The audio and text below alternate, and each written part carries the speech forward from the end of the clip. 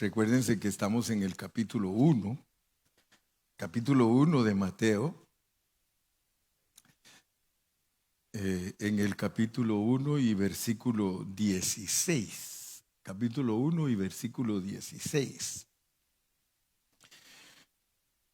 Dice, y Jacob engendró a José, marido de María, de la cual nació Jesús, llamado el Cristo.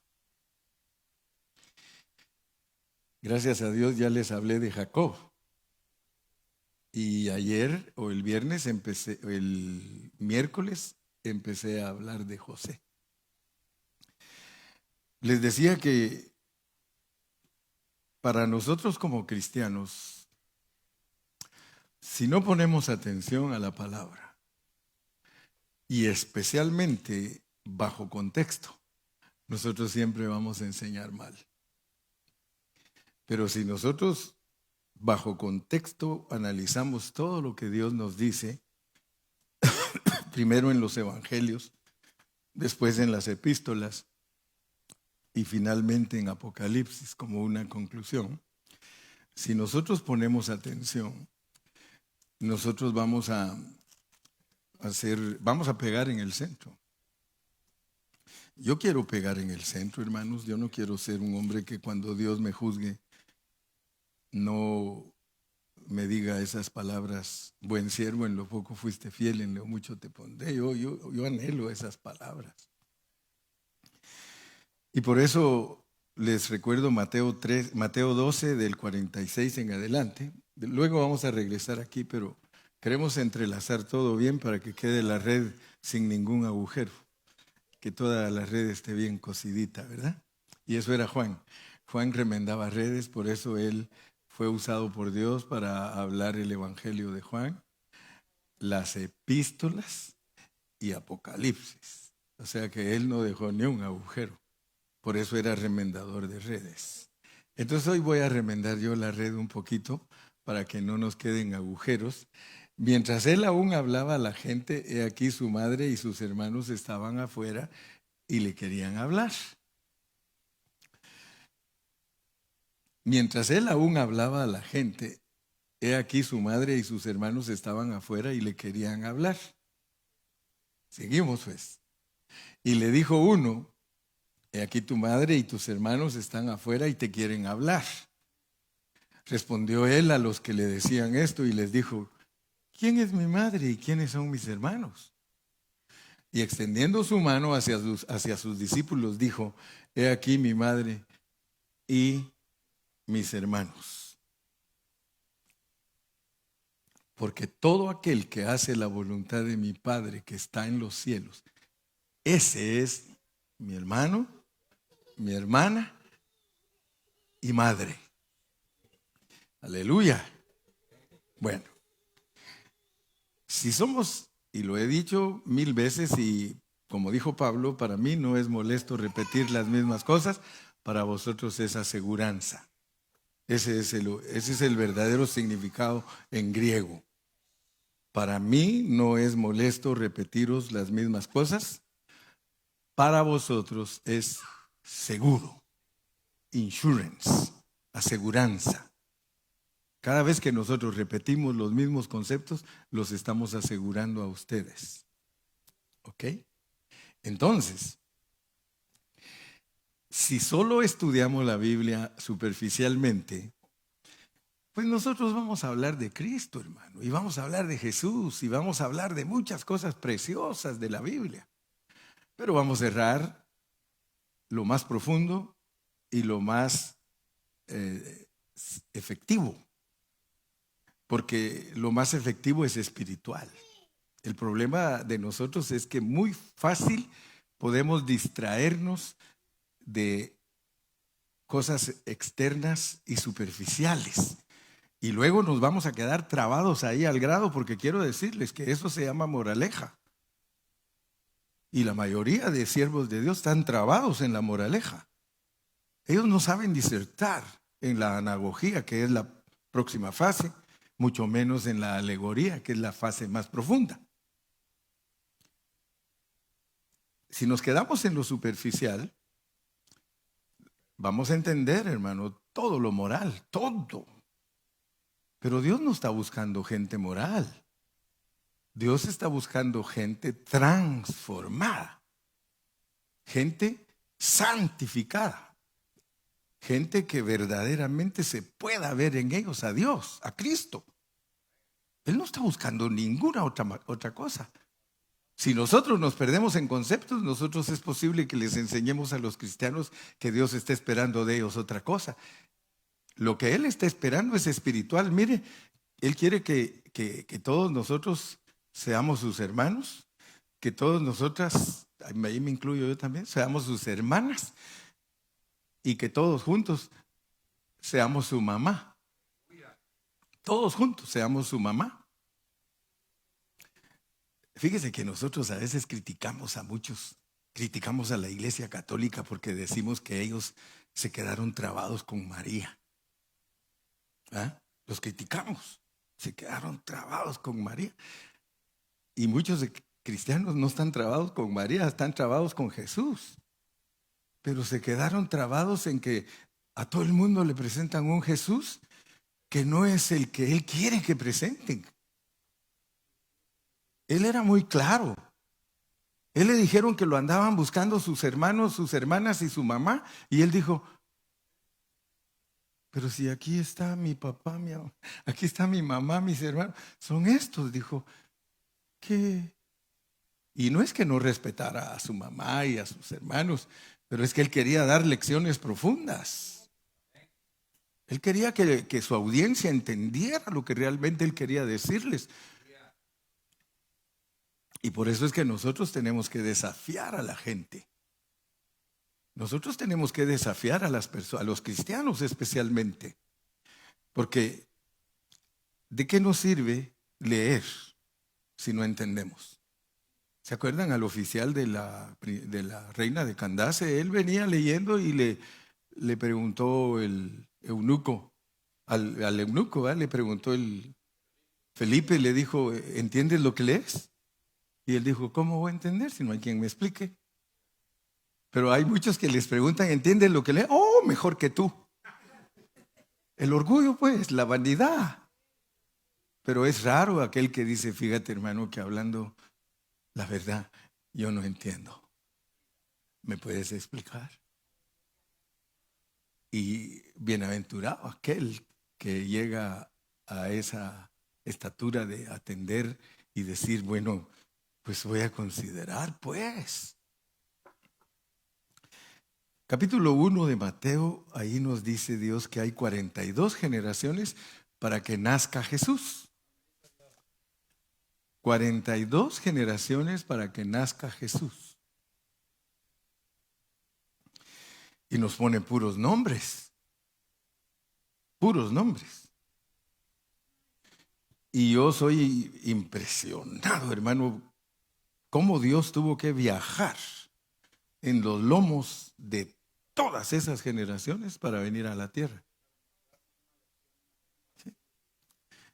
Y luego, si nosotros entendemos que ese Cristo, porque no es lo mismo Jesús, hermano, que Cristo, aunque es el mismo. ¿Eh? No es lo mismo Chana que Juana, aunque sea la misma, la Chana y la Juana puede ser la misma. Pero uno debe de aprender a disertar, uno debe de aprender a explicar bajo contexto cada cosa, porque la Biblia tiene miles de asuntos. 42 generaciones para que naciera aquí Jesús. Vamos de regreso a Mateo 1, 16. 42 generaciones para que naciera Jesús. Pero tengan cuidado, pues, porque si ustedes se quedan solo con Jesús, van a ignorar esa otra parte, llamado el Cristo. Llamado el Cristo. Porque si usted se queda solo en Jesús, es posible que se quede igual que los judíos, que decían, no están con nosotros sus hermanos y sus hermanas, pues. Pero lo sorprendente de Jesús era que Él era el Cristo. Él era el Cristo. Y muy poquitos cristianos saben quién es el Cristo. Porque para entender quién es el Cristo, hermano, usted tiene que conocer la Escritura bien. Efesios 2:10. Un versículo de oro.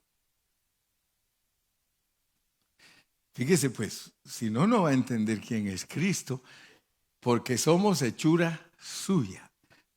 Primero, hechura suya. Esa es una cosa. Creados en Cristo Jesús. Esa es otra cosa. Creados en Cristo Jesús. O sea que cuando usted habla de Cristo tiene que tener, pero las antenitas de vinil bien paraditas. Porque cuando se habla de Cristo se está hablando de una corporificación. Una corporificación. Usted pertenece a esa corporificación porque usted fue creado en Cristo Jesús. Pero si usted no sabe ni siquiera que Cristo fue creado y que es creador, otra ignorancia. Y el pueblo de Dios, la mayoría no sabe. Tristemente, la mayoría de cristianos, si me oye hablar a mí, cree que hablo en chino. Pero aquellos que ponen atención y que siempre están, yo quiero aprender. Ese pelón me debe de enseñar a mí algo. Y mire, creados en Cristo Jesús. O sea que cuando Dios, que es Cristo, se autocrió, porque Dios se autocrió. Estoy repitiendo. Y tiene que sustentar uno con la Biblia todo lo que dice. Porque si uno no sustenta con la Biblia lo que dice, está especulando. Cuando yo digo que Dios se autocrió, Él es Dios y Él puede decir, sea la luz, y es la luz. Ese versículo sirve para demostrar que Dios se autocreó. Y cuando vino Cristo aquí a la tierra dijo, yo soy la luz. ¿Quién me puede decir a mí que estoy torcido cuando yo digo que Dios se autocreó? Pero no se autocreó solo, se autocreó corporativamente, porque dice allí que usted estaba con Él. Mire, los teólogos tienen muchas enseñanzas, hermano. Y yo le doy gracias a Dios que no soy teólogo. Para allá iba. Pero gracias a Dios que me pararon el carro. Sí. ¿A dónde vas, Gilberto? Porque quiero decirle que la corriente de los hombres lo jala a uno de tal manera que le satisface a uno su orgullo. Todos mis compañeros que se hicieron teólogos presumen sus cartones más que su vida. Presumen yo me gradué vos. Los títulos. Pero gracias a Dios que esto no es de títulos. Esto es de un Cristo corporal. Por eso es que es llamado el Cristo. Pero muchos no saben lo que significa llamado el Cristo, porque yo ahorita lo estoy metiendo a usted para que sepa qué es llamado el Cristo. Porque resulta que Dios en su autocreación dice que nos crió junto con Él. Y eso le cuesta entender a mucha gente, aunque oye evangelio todos los días y predicaciones todos los días, pero nunca sale de ese nudo de no saber la verdad. La verdad, conoceréis la verdad y os hará libres. Pero muchos usan ese versículo en una forma barata de a 10 centavos. Ese versículo de y conoceréis la verdad y la verdad os libertará es de a unos millones, unos 1,000 millones tal vez. Creados en Cristo Jesús. Y ya de ahí, pues yo puedo predicar toda la noche. Los que me conocen, yo predico todo el día, si me dan chance. Pero quiero pues que alcancen a ver que no se puede predicar un evangelio superficial porque no va a bendecir a los hermanos ni los va a llevar a donde Dios quiere que los llevemos. A los hermanos hay que llevarlos a que entiendan quiénes son. Porque yo no voy a vivir una vida santa si no sé que yo fui criado en Cristo Jesús y que Él es mi cabeza y yo soy su cuerpo. Y que cuando Él no... Mire, es que tanto que hay en la Biblia, pero muchos no le atinan. Eva y Adán, Adán y Eva. ¿Dónde traía Adán a Eva? Adentro de Él. ¿Dónde nos tenía Cristo a nosotros? En Él. ¿Y desde cuándo existe Cristo? Es eterno. Por eso les dije, los teólogos sí aceptan que Cristo es eterno, pero no aceptan que nosotros somos eternos. Y por eso no pueden enseñar la preexistencia. Yo tengo la bendición de yo puedo presentar la preexistencia con todos los textos bíblicos y demostrarle a la gente que aquí solo está viviendo una sombra de algo que usted es la realidad. Esta no es su realidad. Su realidad es espiritual, mi hermano.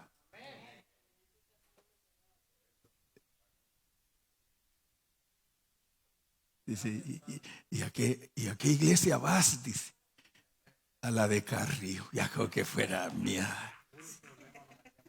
A la de Carrillo. Y miren, ni propaganda hacemos. Cuando usted predica el evangelio bien predicado, los moscos caen solitos. Ponga luz en un lugar y no, dígame si no llegan todos los moscos. No le dije mosco, pero es la realidad.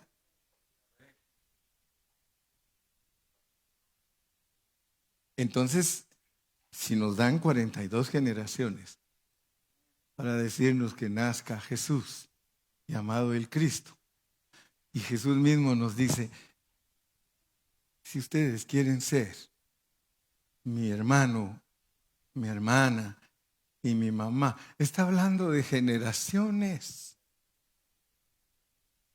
Amén. Está hablando de generaciones.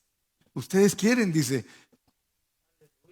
A mí la que más me impresiona es la mamá. Porque ella lo da a luz. En cambio, los otros por parentesco.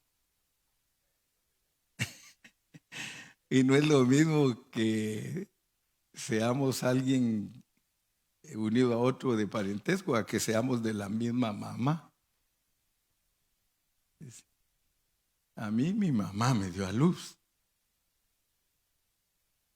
Entonces empezamos a entender al apóstol Pablo.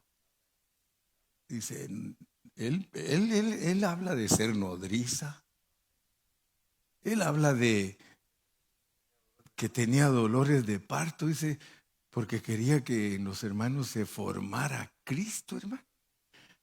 Fíjese que el término dar a luz a Cristo, hermano.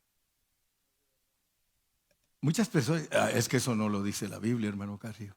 Usted sabe que hay cosas que la Biblia no las dice, pero que están implicadas, indicadas y significadas. Y ese es mire, yo le doy gracias a Dios, hermano, que desde que yo aprendí que hay 3 palabras claves para entender la Biblia, yo las uso. Yo siempre pregunto, ¿qué significa esto? ¿Qué indica esto? Significa, indica, implica. Si tú te haces esas 3 preguntas cada vez que lees la Biblia, vas a tener 3 resultados. Porque la palabra implica, significa, y la otra tú, porque tú eres mi enciclopedia. Implica, significa e indica. Entonces, regresémonos pues a Mateo 1, 16, porque ese es el versículo que nos tiene ahorita intrigados. 1:16, y Jacob engendró a José. Si nosotros queremos entender cómo es que Dios vino a esta tierra, sencillamente leemos todas esas generaciones. Y ahí nos dicen cómo Él llegó a esta tierra. Y si tú fuiste creado en Cristo, porque hay una diferencia entre ser creados, ser hechos y ser formados. Génesis te lo dice. Pero tienes que poner atención, y esto es serio. No es juguete, no es palabra de hombre, es palabra de Dios, como el cura dice. ¿Qué contesta usted? Palabra de Dios. ¿Cómo se dice, hermana Silvia? Palabra de Dios. ¿Cómo contestan, hermana Silvia? Cuando se dice palabra de Dios, te alabamos, Señor.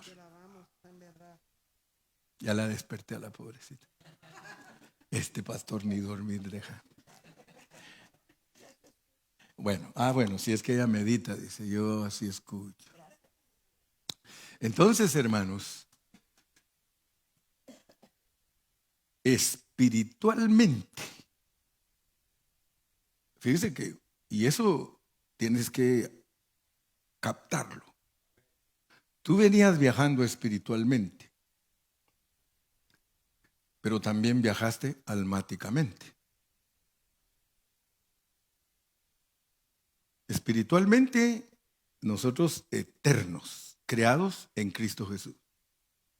Si Jesús no va al norte, nosotros no vamos al norte. Si Jesús no va al sur, nosotros no vamos al sur.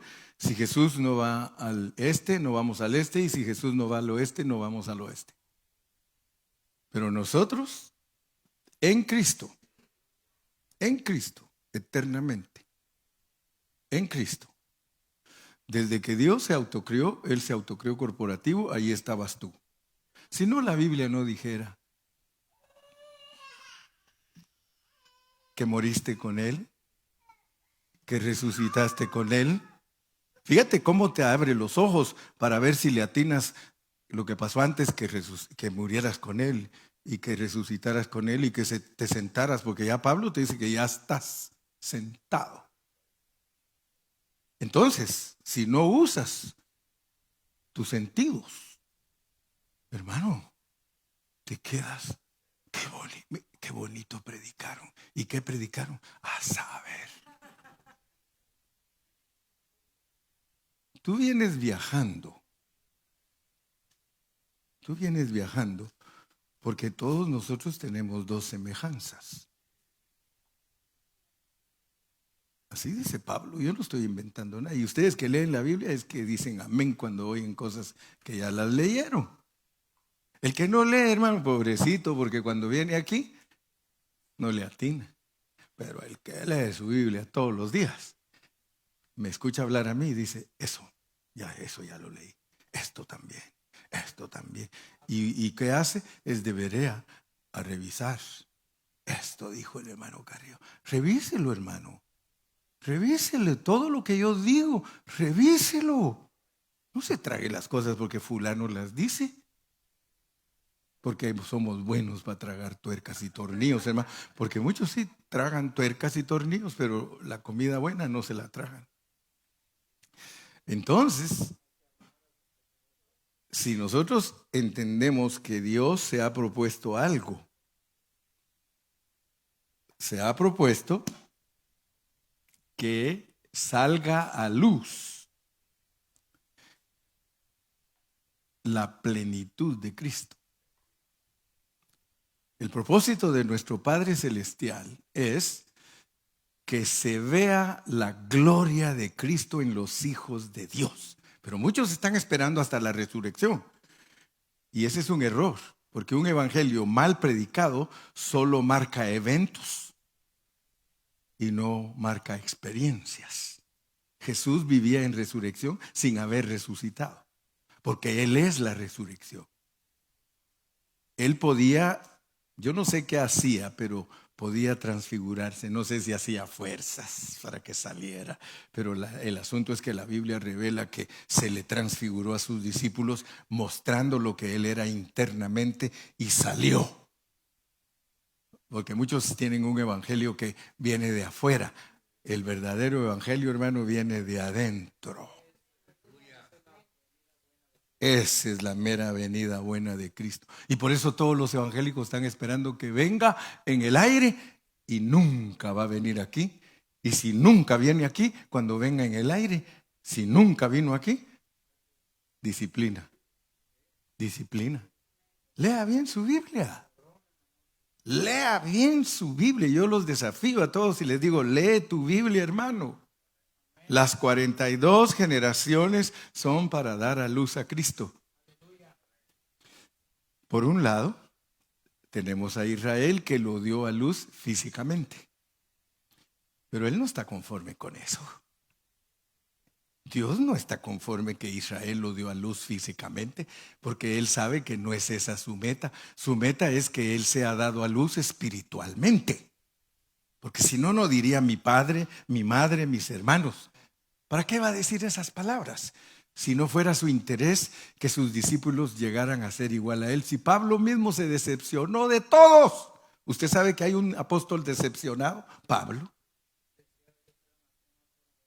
Él se decepcionó. No es que un día les dijo, ¿saben qué? Imítenme a mí. Imagínense por dónde andaban esos pobres. Imítenme a mí, dijo. Porque al fin y al cabo yo imito a Cristo. Como que no entendían, hermano. No entendían. Y el pobre apóstol sufriendo, hermano. En vez de que adelantaran los hermanos, iba a las iglesias llenas de problemas las iglesias, distraídos, haciendo de todo, peleando entre ellos, llenos de conocimiento griego, mezclas de pura religión, hermano, religiosos. Por eso cuando alguien viene aquí y dice, ¿y aquí por qué no hacen esto? ¿Por qué? Porque no somos religiosos. Yo no soy religioso, hermano. Yo tengo miedo porque Jesús no llega a las iglesias religiosas. Porque en las iglesias religiosas no hay amor. Se fijan mucho de la forma externa que anda vestida la gente. Ellos van más por la apariencia que por trabajar en ellos interna. Mire, yo trabajo en la gente internamente. Y aquí la gente cambia de vida. Aquí la gente deja el mal carácter. Y el que no lo deja lo pateamos. Aquí la gente deja todas esas cosas que son externas, hermano. Y empieza a ser una buena esposa, un buen marido, buenos hijos. ¿Qué más que eso, hermano? Si eso es vivir a Cristo.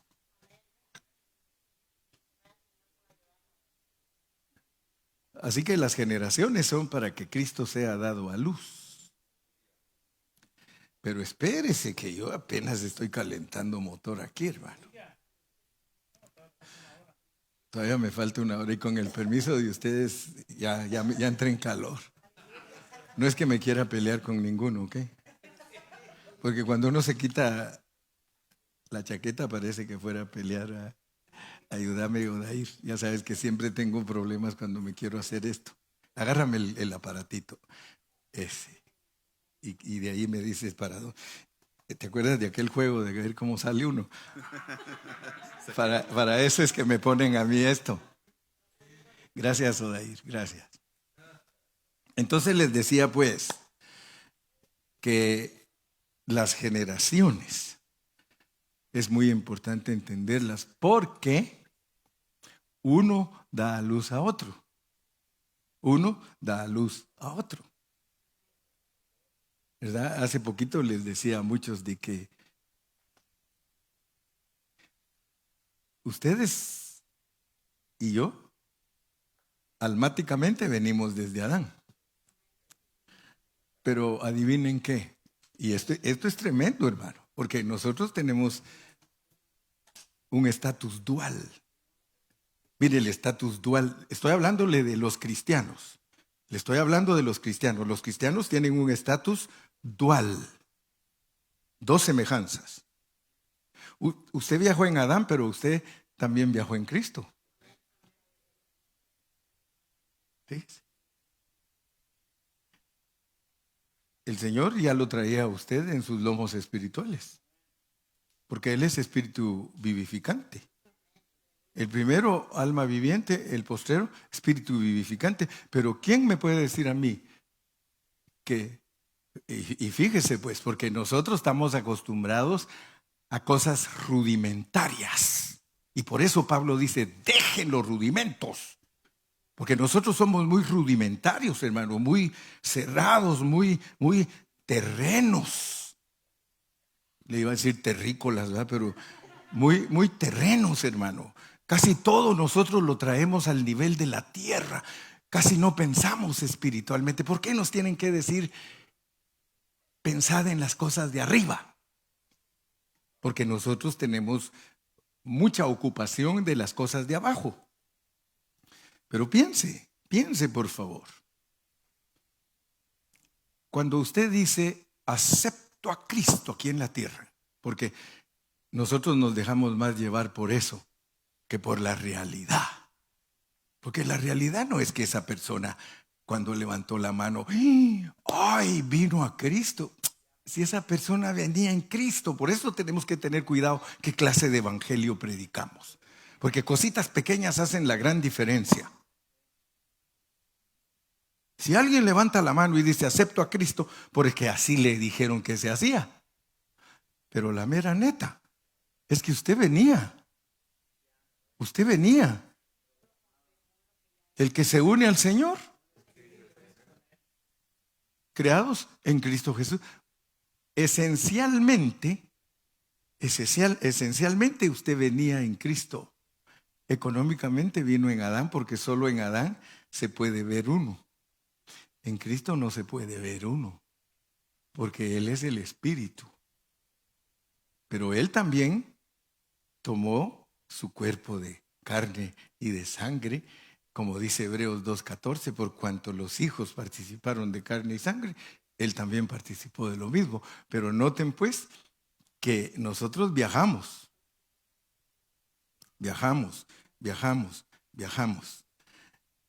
Y Jesús, Dios, Cristo, Él quiere que nosotros entendamos eso, porque Él nos traía a nosotros también dentro de Él. Por eso es que somos uno con Él.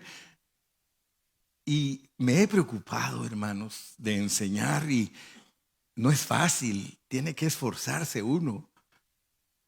Por eso es que cuando yo le aconsejo a un hermano, tú vas a leer Génesis, por favor, léelo con toda tu atención, por favor, porque Génesis es un libro maravillosísimo, porque te muestra lo que era Adán y Eva antes de venir al jardín, lo que le iba a pasar en el jardín y lo que le iba a pasar después del jardín. Génesis es un libro central que revela el pasado y revela el futuro. Tú lees Adán y Eva. Si solo lees todo lo superficial de Adán y Eva, solo te vas a llenar de una historia que ni te la cuentan bien. Porque te dicen que Dios maldijo a la tierra porque se comieron una manzana. Y todos andan con esos pensamientos, que por el comerse la manzana, que Dios los castigó, etcétera, etcétera. Y yo siempre pienso que si ellos se hubieran comido una manzana, les tenían que poner un bozal. Pero ellos no se comieron una manzana. Esa es solo una metáfora para entender lo que les pasó antes de venir a la tierra. Espiritualmente hubo una fornicación, por eso les tienen que cubrir sus partes íntimas.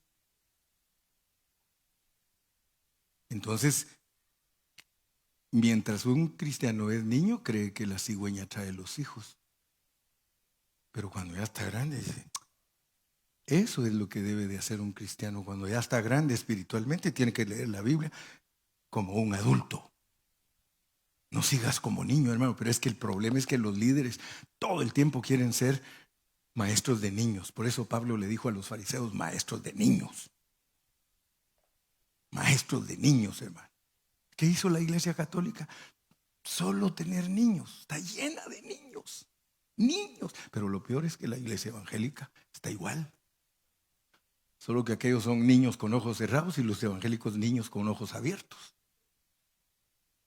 Pero son niños. Las congregaciones tienen que madurar, tienen que ir a la perfección y de nosotros depende si nosotros los preparamos o no. Entonces tenemos que entender que el nacimiento de Jesús es muy importante en nosotros. Y por eso nos da nombres, porque uno engendra al otro. Quiere decir que por lo menos en Mateo 1, para que Cristo nazca a través de ti, tienes que tener 42 características. Easy, 42 características para que Cristo sea dado a luz. Y mira lo que va a pasar cuando Cristo es dado a luz. Leamos en Mateo 1, 18, para que con esto termino. Solo para que abras tu entendimiento, o que Dios te lo abra, porque es Él el que te tiene que abrir el entendimiento. Ahora te dice cómo es el nacimiento de Jesucristo.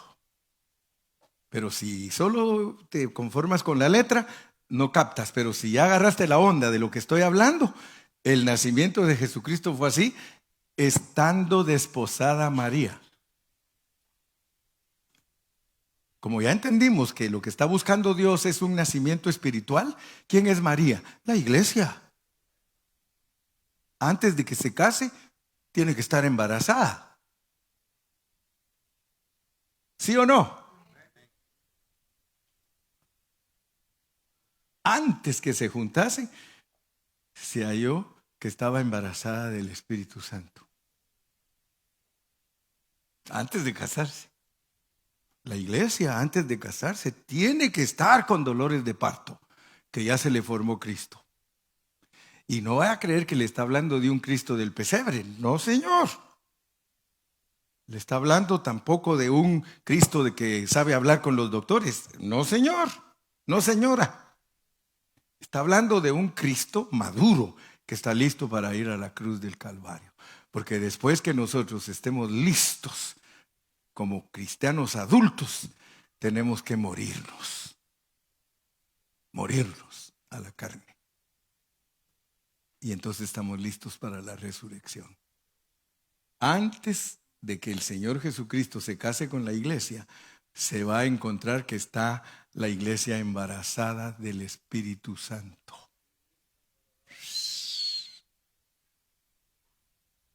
Yo espero, hermano, que en esta noche usted por lo menos me haya prestado sus oíditos y ya de allá en adelante, si no se dejó constituir en su espíritu, ya esa es cosa suya. Yo le agradezco que me escuchó, pero Dios le va a agradecer si usted se deja transformar internamente. Esa es la instrucción de esta noche. Mañana seguimos porque vamos a entender un poquito más de que los nombres en la Biblia no están solo así por así. Dios nos habla solo a través de hombres. A través de hombres nos da 1,600 hombres y unas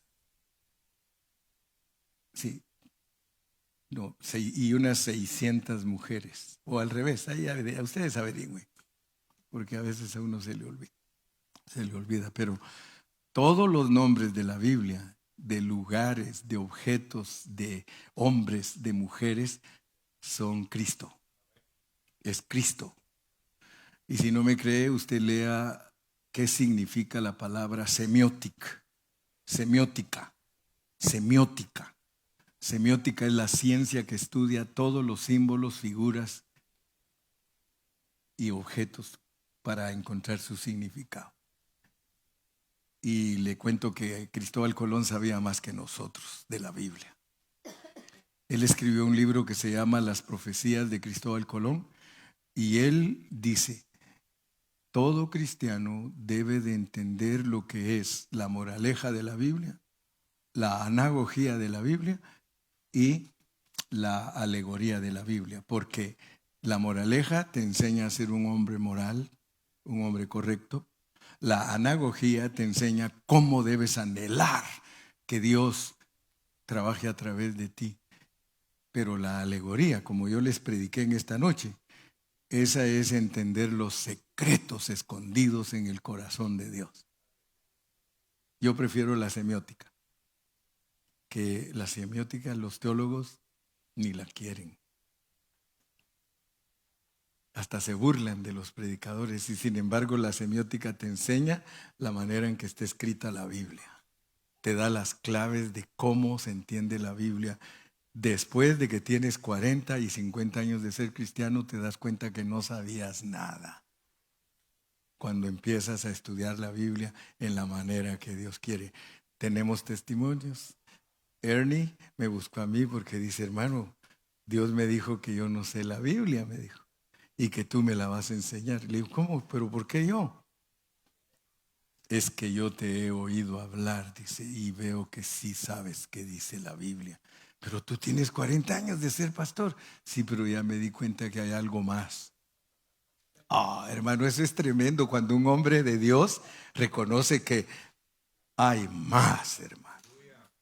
Eleva tu visión, le dijo un día el profeta a aquellos hijos de Dios, eleva tu visión porque jamás hemos pasado por aquí.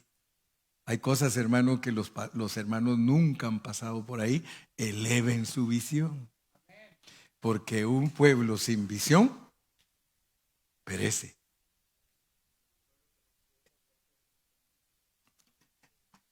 Hasta hicieron un canto. Eleva tu visión, ya que jamás hemos pasado por aquí. Sin una visión que crezca, el pueblo perecerá. Sin una visión que crezca, el pueblo perecerá. Eleva tu visión y termina. Porque jamás hemos pasado por aquí. Puede ser que alguien es cristiano por 20 años, 30 y nunca ha pasado por donde le explicó el hermano Carrillo en esta noche. Puede ser que diga, yo nunca he oído eso, hermano Carrillo. Pues prepárate, cíñete, porque Dios te quiere bendecir. Dios te quiere dar mucha visión y cosas inalcanzables. Padre, gracias en esta noche por la bendición que nos das de poder predicar tu palabra. Te pedimos que por favor nos ayudes para tener siempre un corazón dispuesto para ti y que estemos con nuestros oídos prestos para oír lo que tú quieres decirle a tu pueblo. Señor, tú estás buscando un pueblo que sea irreprensible.